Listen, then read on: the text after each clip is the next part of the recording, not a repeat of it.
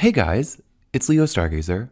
I'm here today with our monthly AstroTarot reading. This is for the month of January 2024.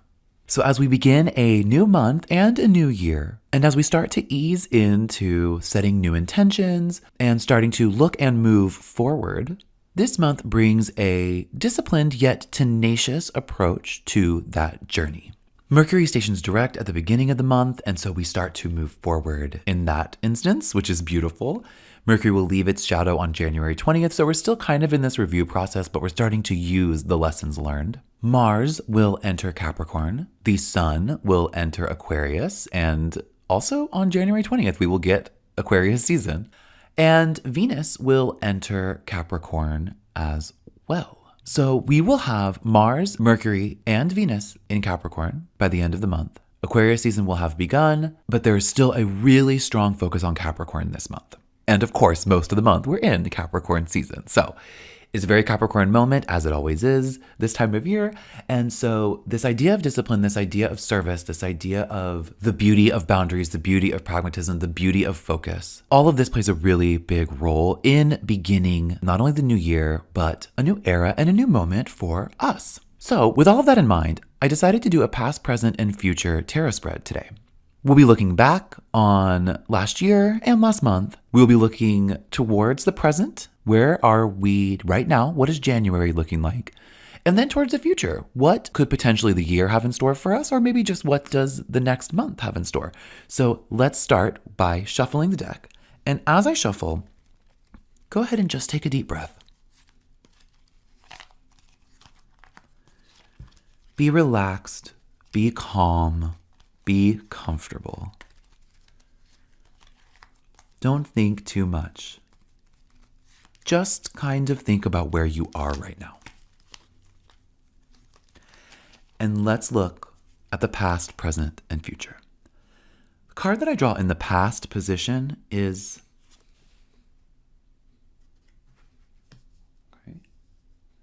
the Magician, okay?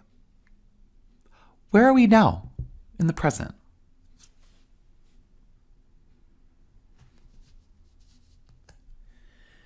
The Eight of Pentacles, okay. Future. What could the future hold?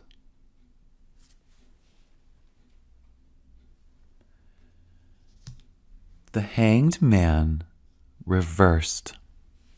Okay, wow. Well, two major arcanas, one in reverse. We'll get to that one. But let's start with the first one, which was the Magician. We got the Magician in the past position. That shows me that we were really actively engaged during this last month. We were really, whether by choice or not, really engaging with trying to learn what we needed to learn, trying to start to manifest that even if that wasn't possible because of Mercury retrograde. We were still trying. We were still trying to activate these lessons and use our resources to start to create. So we were kind of ready for new cycles already in the past. We were at least ready to use what we had gained to create. I think maybe that's more what it is. I think the Magician showing up in the past says that you were ready to start the new cycle, and the way that you engaged with that was by setting yourself up for success. And that leads pretty beautifully into the card we got in the present, which was the Eight of Pentacles. So this shows me that with the knowledge of the Magician, the idea that in the past we knew and desired to be active and creative, in the present we are being just that. So if the Magician was the potential, the Eight of Pentacles shows up in the present to show the actual work of creation. I think that makes a lot of sense. Like I said, we are easing into these new beginnings. We are using this month to be constructive. And so I think getting the Eight of Pentacles in the present is beautiful and a really good reminder for us to continue that work. Just do the work right now. Don't look towards the end goal. Don't try to manifest all of your intentions this month. Focus on the work. I love to see that. In future, we got the Hanged Man reversed. I think the Hanged Man reversed in future is giving us the why of the work.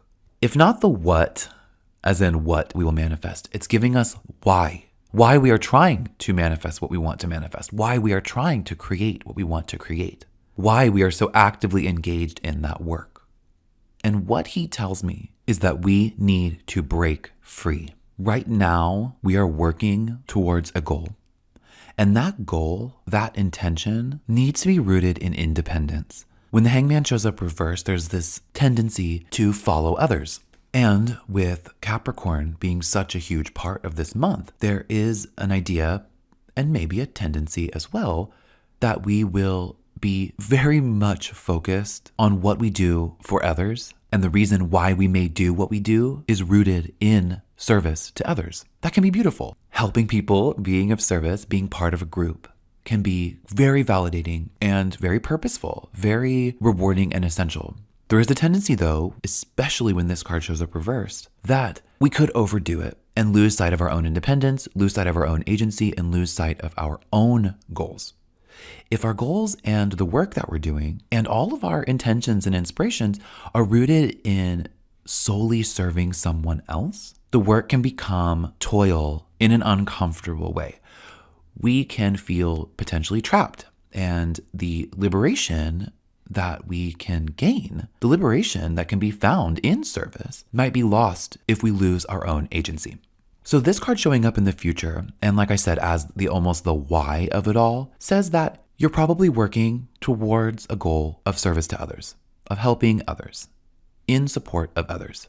And while that's beautiful and admirable, dynamism is important, and the independence and the worthwhile sacrifice of the hangman upright is also very valuable and essential. So I think having the hangman show up reversed in future just hints that if you are going to, and you probably are, going to be disciplined and tenacious, perhaps for other people, you need to make sure that you don't lose sight of why you're doing what you're doing. You need to make sure that you don't lose sight of yourself. You need to make sure that your sacrifice is worth it. That if you're sacrificing part of you for someone else, that reciprocity is also the name of the game. So let's combine all of this. In the past, we were active and ready to manifest intention. In the present, we are working towards that manifestation, towards that creation. In the future, the way that all of that work and all of that intention plays out could play out in a beautiful service to others. And if we're not aware of and insistent upon and assertive of our own needs and our own independence and agency, what we manifest won't be ours to own and won't liberate us the way we deserve to be liberated and celebrated. So hold on to the magician in your past. Don't let go of your magic wand. Do the work in the future. Do the manifesting, do the creation you need to do this month. Do that for others and for yourself. Don't forget about you this month.